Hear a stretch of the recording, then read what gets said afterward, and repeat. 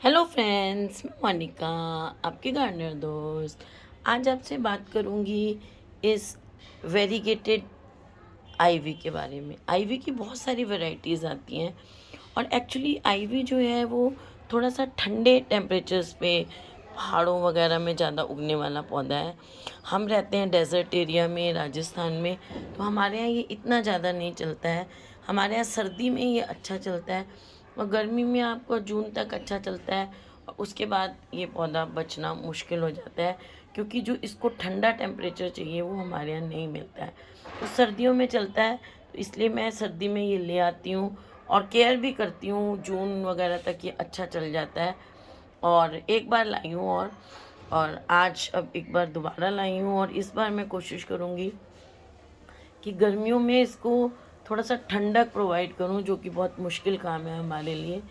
पर ठीक है, आज इसकी केयर के बारे में बात करती हूँ। जो इलाके थोड़े कम गर्म है ना, राजस्थान तो गर्म इलाका है, तो वहाँ ये बहुत अच्छा चलता है और बहुत अच्छा ग्राउंड कवर है। आप ग्राउंड में कवर कर लेता है ग्राउंड को बहुत अच्छा। हैंगिंग बास्केट के लिए बहुत अच्छा प्लांट है। देखिए आप, हैंगिंग बास्केट के लिए ये बहुत सुंदर प्लांट, खूबसूरत प्लांट है। और जिन इलाकों में ठंडों में, अभी हमारे यहाँ सर्दी में भी अभी भी मैं इसका प्रोपेगेशन भी करूँगी। जैसे यहाँ से इसकी कटिंग ले लें, ये वाली कटिंग ले लें 30 की और लगा दें ठंडी जगह में किसी में, तो इन दिनों ये बहुत अच्छी तरह प्रोपेगेट भी कर सकता है और मतलब मल्टीप्लाई भी कर सकते हैं इसको। मैं उस पर भी वीडियो बनाऊँगी और आपको विद रिजल्ट्स दिखाऊँगी वो वीडियो, कि ये वेरीगेटेड जो है इसको प्रोपेगेट कैसे कर सकते हैं। एक ग्रीन और कई तरह की आईवी आती हैं। ये जो आईवी की वैरायटी है ये अल्जीरियन आईवी है। इसका नाम अल्जीरियन आईवी है। एक बिल्कुल ग्रीन होती है, कईयों में थोड़ा वेरिगेशन अलग होता है, वाइट होता है, किसी में ज़्यादा येलो होता है। तो अलग अलग तरह से ये आईवीज़ होती हैं और लेकिन इनको टेम्परेचर थोड़ा अच्छा। इसमें एक चीज़ बहुत अच्छी है कि इसमें छोटी छोटी रूटलेट्स होती हैं। इसमें अभी मेरे छोटे प्लांट्स में है कि नहीं, ये जो है जहाँ से लीव्स निकलती हैं ना, आपको मैं दिखाऊंगी यहाँ पर। जहाँ से ये लीव्स इसमें नहीं आई हैं, छोटा प्लांट्स है ये। जहाँ से ये देखिए, ये मैं लगाती हूँ ना, ये यहाँ हाथ है मेरा, यहाँ पे यहाँ से छोटी छोटी रूट्स निकलती हैं इसमें। तो वो जो रूट्स इसमें निकलती हैं ना, वो रूट्स दीवार को पकड़ लेती हैं। छोटी छोटी रूटलेट्स होती हैं दीवारों को, जैसे मैंने दिखाया उन जगहों से, जॉइंट्स जहाँ से पत्तियाँ निकलती हैं उनके बैक साइड से निकलती हैं और वो दीवार को पकड़ती चली जाती हैं। तो ये दीवार पे बहुत अच्छी चलती है। अगर थोड़ी सी खुरदरी दीवार हो तो उस पर बहुत अच्छा अपने आप चढ़ना शुरू हो जाती है। और कई जगहों पर ना, जहाँ पर कि ऐसा होता है कि दीवार पे कलर नहीं है या कुछ फिनिशिंग नहीं है, तो वहाँ पर इनको चढ़ा दिया जाता है और एकदम कवर कर लेती है सारी दीवार को और बहुत सुंदर लगती हैं ये। तो बड़ा इजी, बहुत इजी टू ग्रो है। जिन इलाकों में ये उगती है ना, जहाँ उग जाती है ठंडे इलाकों में, वहाँ तो ये बहुत थोड़े हिली एरियाज में बहुत आराम से उगती है। सुंदर लगने के लिए हम भी, हमारे यहाँ भी ठंडे एरियाज़ हैं, वहाँ उग सकती है। राजस्थान में मुश्किल है बस थोड़ा सा उगना, बाकी प्लेन्स में भी ये उग जाती है। हैंगिंग बास्केट बहुत अच्छी लगेगी इसकी।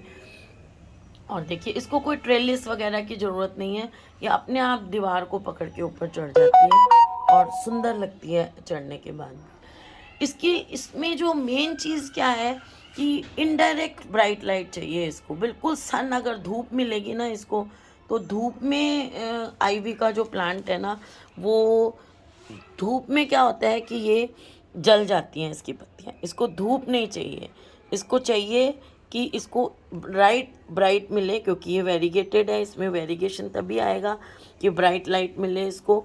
लेकिन इसको जो है वो डायरेक्ट सन में पत्तियां इसकी जलने शुरू हो जाएंगी। तो इस चीज़ का ध्यान रखें कि इसको जब भी लगाएं, इनडायरेक्ट ब्राइट लाइट में लगाएं। इसको अपने चारों तरफ मॉइस्चर भी अच्छा लगता है, तो रोज़ एक बार इसकी मिस्टिंग करें। ऑल्टरनेट डे भी कर सकते हैं, रोज़ भी कर सकते हैं। मिस्टिंग इसकी ज़रूरी है। और पानी जो है वो मिट्टी हमेशा थोड़ी सी मॉइस्ट रखें। एक बार पानी देने के बाद दूसरी बार जब पानी तब दें जब इसके ऊपर की लेयर मिट्टी की थोड़ी सी ड्राई होने लग जाए। अच्छा, मिट्टी के मामले में ये बहुत ज़्यादा फजी नहीं है प्लांट, कि इसको आप कैसी भी मिट्टी में लगा सकते हैं। देखिए, ये मेरे इसकी मिट्टी जो है वो बहुत इस तरह की मिट्टी है, आपको मैं दिखाती हूँ। रूट बाउंड हो रहा है इस गमले में ये। तो ये नॉर्मल सी मिट्टी में पानी दिया हुआ है, सुबह ही मैंने पानी दिया है, चल जाता है। और इसकी मिट्टी में आप ऐसा करें, एक हिस्सा मिट्टी ले लें, एक हिस्सा रिवर सैंड ले लें, और इसमें खाद थोड़ी सी कम डालें, आधा हिस्सा खाद डालें। खाद इसको बहुत ज़्यादा नहीं चाहिए। अगर आप इसको ज़्यादा फर्टिलाइज़र दे देंगे तो आपका पौधा जो है, इस पौधे को ज़्यादा फर्टिलाइज़र नहीं चाहिए। क्यों नहीं चाहिए वो मैं आपको बताती हूँ। क्योंकि इस पौधे में वेरीगेशन है, और ठंडे इलाकों में ये उगता है, ठंड में चलता है, तो वेरीगेशन है, तो इसमें क्लोरोफिल कम होता है। अभी इसमें मेरे में वेरीगेशन और बढ़ेगा थोड़ा सा, में ब्राइट लाइट आएगी, अभी सर्दियाँ आ रही हैं, जैसे हल्की सी सुबह की ना ठंडी सी धूप इसको मिल जाए ना, तो ये बहुत अच्छी रहती है सुबह सुबह की। फिर इसमें वेरीगेशन भी और बढ़ता है। तो वेरीगेशन ज़्यादा होने से क्या होता है कि इसमें क्लोरोफिल कम हो जाता है। वेरीगेशन कम है तो क्लोरोफिल का पोर्शन, वेरीगेशन मतलब ये जो वाइट वाला येलो वाला हिस्सा होता है, तो शेड का ज़्यादा होता है इसमें। तो क्या होता है कि क्लोरोफिल कम होता है। क्लोरोफिल का एरिया कम होने से क्या, देखिए इसमें वेरीगेशन कितना अच्छा है। ऐसा वेरीगेशन होता है इसमें, और भी ज़्यादा थोड़ा हो जाता है लाइट, सुबह की हल्की सी धूप मिले तो और वेरीगेशन अच्छा हो जाता है। तो वैसे बहुत तेज़ लाइट नहीं, सुबह की 8-9 बजे की सर्दियों की धूप हल्की सी मिल जाए इसको तो वेरीगेशन बढ़ जाता है। वैसे इसको इनडायरेक्ट ब्राइट लाइट ही पसंद है पौधे को, उससे भी वेरीगेशन अच्छा आ जाता है। तो क्लोरोफिल कम होने से क्या है कि ये फूड कम बनाता है। तो इस पौधे को क्या है कि फूड चाहिए भी कम, ये कम बनाता है, इसमें क्लोरोफिल कम है तो ये फूड कम बनाता है, दूसरा पोर्शन ज़्यादा है, तो इस पौधे की ग्रोथ भी कम होती है। क्लोरोफिल कम है, फोटोसिंथेसिस थोड़ा कम होता है, पत्तियाँ मोटी भी हैं इसकी, तो उससे क्या है, इसकी ग्रोथ स्लो है। स्पेशली वेरीगेटेड की बात कर रही हूँ, ग्रीन वाली में तो होती है, आज हम वेरीगेटेड वाली आईवी की बात कर रहे हैं। वेरीगेटेड मतलब जिसमें 2 रंग हैं, तो इसमें इसकी ग्रोथ कम है। तो ग्रोथ कम है तो इसको फर्टिलाइज़र भी कम चाहिए। इस बात को आपको समझना होगा कि ये देखिए इधर वेरीगेशन देखिए आप ज़्यादा है, तो ग्रोथ कम है, इधर से थोड़ी लाइट ज़्यादा पड़ती है इस पौधे को, तो ग्रोथ कम है तो वेरीगेशन जो है इसको फूड भी कम चाहिए होगा। अगर ग्रोथ पौधे की है नहीं, उसको आप ज़्यादा फर्टिलाइज़र देंगे, इसीलिए मैंने आधा हिस्सा फर्टिलाइज़र बताया है। तो आप उसको फर्टिलाइज़र ज़्यादा देंगे तो पौधा फर्टिलाइज़र लेगा नहीं, पौधा नहीं लेगा फर्टिलाइज़र, तो क्या होगा कि मिट्टी में फर्टिलाइज़र एक्सेस सॉल्ट इकट्ठे हो जाएंगे। तो मिट्टी में जब एक्सेस सॉल्ट इकट्ठे हो जाते हैं ना, तो वो पौधे का मर्डर कर देते हैं। मतलब वो पौधे के लिए बहुत ही ख़राब होते हैं, और ज़्यादा होने से पौधा फिर मर जाता है। तो इस चीज़ का ध्यान रखें कि इसमें फर्टिलाइज़र कम डालें। ये की है, सीक्रेट है आईवी को उगाने का, जिसको हम कह सकते हैं कि अगर आप इसमें खाद कम डालेंगे तो आपका पौधा अच्छा ग्रो करेगा। अगर आपने फर्टिलाइज़र, जैसे मैं साल में 2 बार डालती हूँ या 15 दिन में 1 बार सब पौधों में कहती हूँ लिक्विड फर्टिलाइज़र डालो, लेकिन इसमें सिर्फ साल में 1 बार फर्टिलाइज़र डालना है। वो आप या तो अगस्त में डाल सकते हैं, मेरे हिसाब से अगस्त में बेस्ट है डालना, या फिर अगर ठंडे इलाकों में आप रहते हैं तो फिर आप फरवरी में डालें। वैसे जो प्लेन्स में रहते हैं वो अगस्त में डालें, और जो हिली एरियाज़ में रहते हैं वो फरवरी में डालें। तो बस 1 बार डालना है। उसके बाद लिक्विड फर्टिलाइज़र महीने 2 महीने में 1 बार थोड़ा सा डाल दें, बस कम डालना है, डाइल्यूट ज़्यादा, जैसे 1 लीटर में आधा चम्मच NPK 90-90-19 अगर आप डाल रहे हैं तो वो लेके भी उसका छोटा सा 1 कप डालना है, अगर आपका 12 इंच का गमला है तो। मतलब आप वो भी महीने में, 1.5 महीने में 1 बार, हर 15 दिन में नहीं डालना है उसको हमें। तो इस चीज़ का आपको ध्यान रखना है कि इसको फर्टिलाइज़र ज़्यादा नहीं चाहिए। मिट्टी की भी बात मैंने कर ली। तो आईवी जो है ये देखिए, इसकी ग्रोथ बहुत अच्छी होती है अगर इसको बिल्कुल आइडियल कंडीशंस मिलें। ये जो वेरीगेटेड आईवी है ना, ये थोड़ा जेनेटिक, ग्रीन वाली में जेनेटिक चेंजेस से ये बनती है।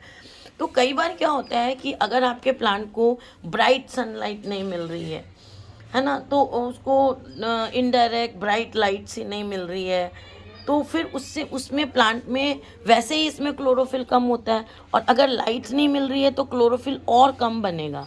तो क्लोरोफिल कम बनने से, ये देखिए क्लोरोफिल कम बनेगा तो क्या होगा कि पौधे को फूड नहीं मिलेगा पूरा।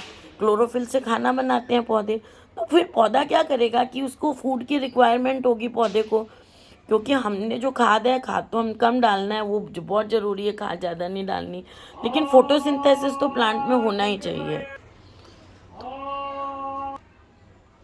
तो जब उसको क्लोरोफिल नहीं होगा, उसका अपना खाना बनने का प्रोसीजर कम हो जाएगा, तो प्लांट क्या करता है, ये आईवी के प्लांट में फिर हरी पत्तियां बननी शुरू हो जाती हैं। वो वेरिगेशन कम करके वो ग्रीन पत्तियां बनानी शुरू कर देता है और हमारे प्लांट की ब्यूटी ख़त्म हो जाती है। इसलिए इसको इनडायरेक्ट ब्राइट लाइट मिलना बहुत ज़्यादा ज़रूरी है अगर हम अपने प्लांट को वेरिगेशन रखना चाहते हैं। तो इसलिए इसको इनडायरेक्ट ब्राइट लाइट दें, नहीं देंगे तो इसमें पत्तियां ग्रीन बननी शुरू हो जाएंगी।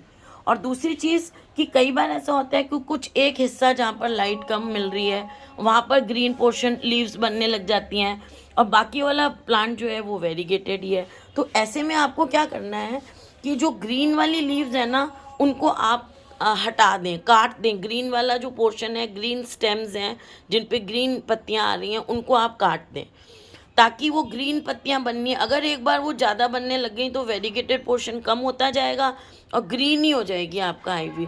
तो जो ग्रीन वाली स्टेम्स हैं जहाँ पे ग्रीन पत्तियां आ रही हैं उनको आप हटा दें, तो उसको काट के हटा दें ताकि फिर वेरीगेटेड लीव्स जो हैं वो ज़्यादा उगे। इस चीज़ का बहुत ध्यान रखना है आपको जब आप वेरीगेटेड आईवी को लगाते हैं। वॉल्स वगैरह पे बहुत अच्छा चलता है ना, और कूल एरियाज़ में ये ज़्यादा चलता है, जैसे मैंने आपको बार बार बताया हैंगिंग बास्केट के लिए। तो मुझे तो ये बहुत खूबसूरत प्लांट लगा।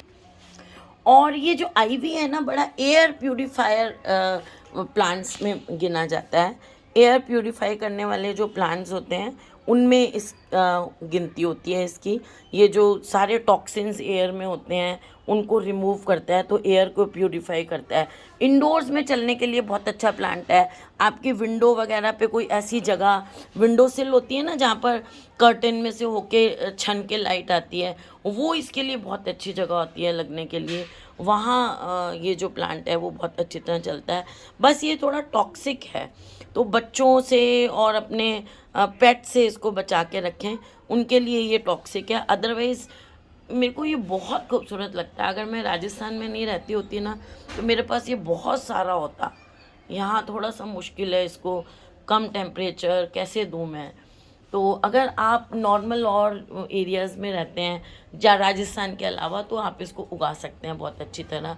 मिस्टिंग करें इसको, अपने चारों तरफ मॉइस्चर मिले। मिट्टी में पानी बहुत ज़्यादा नहीं डालना है जैसे मैंने कहा है, नहीं तो सौगी होके इसकी जो जड़ें हैं वो मर जाएंगी, क्योंकि जड़ों को भी एयर मिलना बहुत ज़रूरी है ना। अगर जड़ों को एयर नहीं मिलता है तो जड़ें मर जाती हैं पौधे की। तो मिट्टी के अंदर भी जगह होती है थोड़ी थोड़ी पार्टिकल्स के बीच में जहाँ हवा होती है, तो इसलिए दो वाटरिंग के बीच में एक बार थोड़ा सा मिट्टी का सूखना बहुत ज़रूरी होता है हर पौधे के लिए। तो उसका ध्यान रखें कि जब आपको मिट्टी सूखी लगे तब आप उसमें वाटरिंग करें। वैसे इसमें बहुत ज़्यादा कोई पेस्ट वगैरह लगते नहीं हैं, लेकिन फिर भी महीने में एक बार इसको नीम ऑयल का स्प्रे कर दें। जैसे नीम ऑयल जो है ना, प्रिपेयर्ड इमल्सीफायर के साथ आता है गार्डनिंग शॉप्स पे, जो एग्रीकल्चर शॉप्स हैं, तो वहाँ से आप नीम ऑयल लेके और बस 1 लीटर पानी में आधा चम्मच या 1 चम्मच नीम ऑयल डालें और उसको आप अपने पौधे पे महीने में एक बार स्प्रे करें, तो आपके पौधे में कोई भी जो है वो इंसेक्ट पेस्ट लगेगा ही नहीं। हाँ, इसकी पत्तियों को थोड़ा सा मिस्टिंग करेंगे तो धुलती रहती हैं, तो शाइनी लीव्स होती हैं इसकी, ऐसे शाइनी लीव्स। मिट्टी कलेक्ट नहीं होने दें, उस पर धोते रहें, उसको अच्छी तरह से धोएंगे तो आपके प्लांट के पत्तों पे मिट्टी इकट्ठी ही नहीं होगी। तो फ्रेंड्स, अगर आपको ये वीडियो अच्छा लगा हो तो इसे लाइक करिएगा, शेयर करिएगा और मेरे चैनल को सब्सक्राइब करिएगा। Okay friends, bye.